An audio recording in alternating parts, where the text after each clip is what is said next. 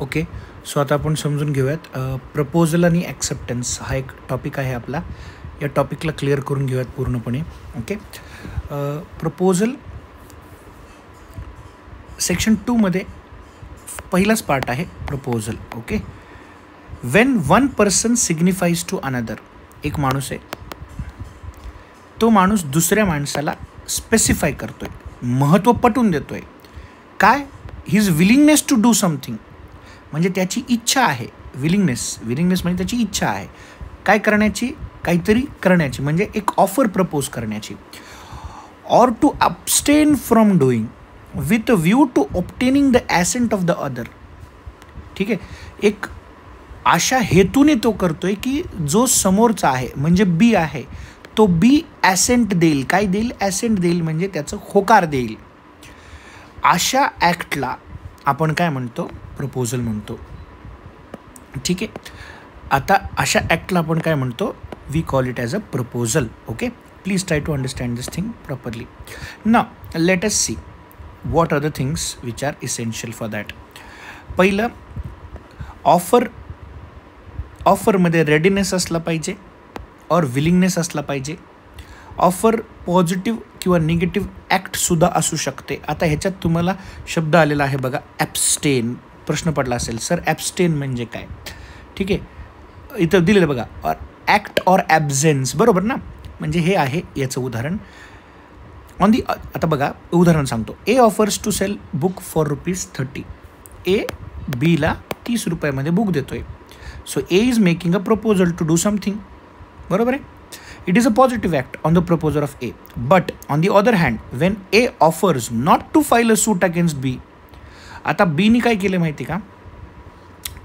बीनी एचे पैसे थकवलेत. ठीक आहे. बीनी काय केलं? एचे पैसे थकवलेत ₹1000. मग ए काय म्हणतो, जर तू माझे पैसे दिलेस तर मी तुझ्यावर कुठल्याही प्रकारची ॲब्स्टेन करणार नाही. बरोबर ना? ॲब्स्टेन फ्रॉम डुईंग, मी तुझ्यावर कुठली ॲक्शन घेणार नाही. यालासुद्धा आपण ॲब्स्टेन म्हणतो नाही. तर हे सारखं चालू आहे ना ॲब्स्टेन वगैरे. सो हे म्हणजे पॉझिटिव्ह निगेटिव्ह दोन्ही ॲक्ट सांगितलेले आहेत ह्याच्यामध्ये. ठीक आहे. या गोष्टीला समजून घ्या. पॉझिटिव्ह निगेटिव्ह दोन्ही ॲक्ट सांगितलेले आहेत. ॲब्स्टेनचा अर्थ समजून घ्या. ठीक आहे. आता प्रपोजल कसं असलं पाहिजे, तर याच्यात 4 पॉईंट्स लक्षात ठेवायचे. ओके. पहिलं, proposal must be communicated within 2 parties. Proposal certain असलं पाहिजे. प्रपोजल करताना एक इंटेन्शन असलं पाहिजे, लीगल रिलेशनशिप. इथं रिलेशनशिपचा प्रश्न आहे बरं का, इंटेन्शन नाही आहे. आणि ती जी ऑफर असते, ती जी ऑफर आहे ती जनरल किंवा स्पेसिफिक असली पाहिजे. आणि ऑफरला किंवा प्रपोजलला रिवोक करता आलं पाहिजे. रिवोक म्हणजे थांबवता आलं पाहिजे. ठीक आहे. स्टॉप करता आलं पाहिजे. So these are the key elements. कशाचे की एलिमेंट्स आहेत हे सांगा मला परत एकदा. हे आहेत प्रपोजल कसं असलं पाहिजे. ठीक आहे. आता प्रत्येकावरती तुम्हाला एक केस लॉ इथे समजून सांगायचं आहे. पहिलं, लालमन शुक्ला आणि गौरी दत्तचा केस लॉ तुम्हाला ऑफर प्रपोजल कुठले 2-3 केसमध्ये ठेवता येईल ह्याच्यामध्ये. ओके. लालमन शुक्ला वर्सेस गौरी दत्त. इथं कम्युनिकेशनचा गॅप आहे. मी सांगतो कसं. इकडं बघा. लालमन शुक्ला नोकर होता. कुणाचा? गौरी दत्तचा. गौरी दत्तचा नेफ्यू हरवला आणि सगळ्यांना सांगितलं. कोणी सांगितलं? गौरी दत्तने सांगितलं की माझ्या नेफ्यूला शोधायला जा. आता नेफ्यूला शोधायला गेले सगळे गेले असताना पहिलं लालमन शुक्ला गेला. लालमन शुक्ला तिथे नसताना गौरी दत्तने एक अनाऊन्समेंट अशी केली की जे कोणी माझ्या नेफ्यूला आणून देईल, शोधून दाखवेल, त्याला मी ₹501 बक्षीस देतो. ओके.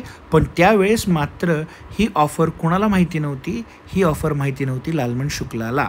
ठीक आहे. आता लालमन शुक्ला आला, त्यांनी त्या नेफ्यूला शोधूनही आणलं. ठीक आहे. आणि 6 महिन्यानंतर जेव्हा गौरी दत्तनी लालमन शुक्लाला काढून टाकलं कामावरनं, त्यावेळेस मात्र लालमन शुक्लानी गौरी दत्तवरती म्हणजे नौकरांनी मालकावरती एक केस ठोकली. ठीक आहे. आणि मग ज्यावेळेस कोर्टाकडे ही केस गेली त्यावेळेस कोर्टाला अशी गोष्ट आढळून आली की फर्स्ट इम्पॉर्टंट की लालमन शुक्लाला कुठल्याही प्रकारचं नॉलेज नव्हतं अबाउट दी ऑफर और प्रपोजल. आणि लालमन शुक्लाने ती ऑफर ॲक्सेप्ट केली नव्हती. म्हणजे लालमन शुक्ला तिथं समोर नव्हताच ती ऑफर सांगताना. बरोबर ना? त्याने ऐकलीच नव्हती. तो होही म्हणाला नव्हता. कोणाला? त्या गौरी दत्तला. ठीक आहे. सो या गोष्टी इथे खूप महत्त्वाच्या आहेत. सो हे पूर्ण वाचून घ्या. ऑफर कशी असली पाहिजे हा पण एक प्रश्न येऊ शकतो. ऑफर कशी केली पाहिजे? ऑफर करताना एकतर एक्सप्रेस ऑफर, एक्सप्रेस म्हणजे काय, रिटर्न किंवा प्रॉमिस वर्ड्समध्ये असली पाहिजे, लेखी किंवा शाब्दिकसुद्धा चालते.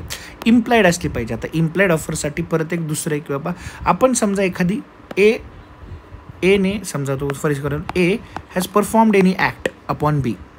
ए and B are legally bound together, म्हणजे त्यांची इच्छा असो नाही तर नसो, एक अशा काहीतरी सर्कमस्टान्सेसवरती त्यांना ते इम्प्लाय झालेली ऑफर आहे. काय झालेली आहे? इम्प्लाय झालेली ऑफर आहे. सो अशाला आपण म्हणतो implied offer. What do we call it as? अशा ऑफर्सला आपण म्हणतो इम्प्लाइड ऑफर्स. ओके. सो ही एक केस वाचून घ्या. कोणाची? रुरल डिस्ट्रिक्ट काउन्सिल वर्सेस पॉवेलची. नेक्स्ट, प्रपोजल सर्टन असलं पाहिजे. सर्टन म्हणजे काय? इथे एक एक्झाम्पल दिलं आहे, हे एक्झाम्पल रीड करून घ्या, हे एक्झाम्पल वाचा. ठीक आहे. Second B part, A who is a dealer in coconut oil. हे दोन्ही पण वाचा वाटलंच तर, म्हणजे तुम्हाला क्लिअर होऊन जाईल. ठीक आहे. एकच एक्झाम्पल आहे दोन्ही पण. Next, intention to create legal relationship. इथे परत आपल्याला लीगल रिलेशनशिप आलं, परत आपल्याला बॅलफोरची केस घेता येईल. म्हणजे हजबंड आणि वाईफ, आठवलं का तुम्हाला? श्रीलंका आणि लंडन. ठीक आहे. $30 पे करायला सांगितले वगैरे, मग त्या वाईफला पे केले नाही हजबंडने. सो तीच केस तुम्हाला इथे परत रिपीट करायची आहे. ठीक आहे. I hope so it is clear to you. Thank you so much.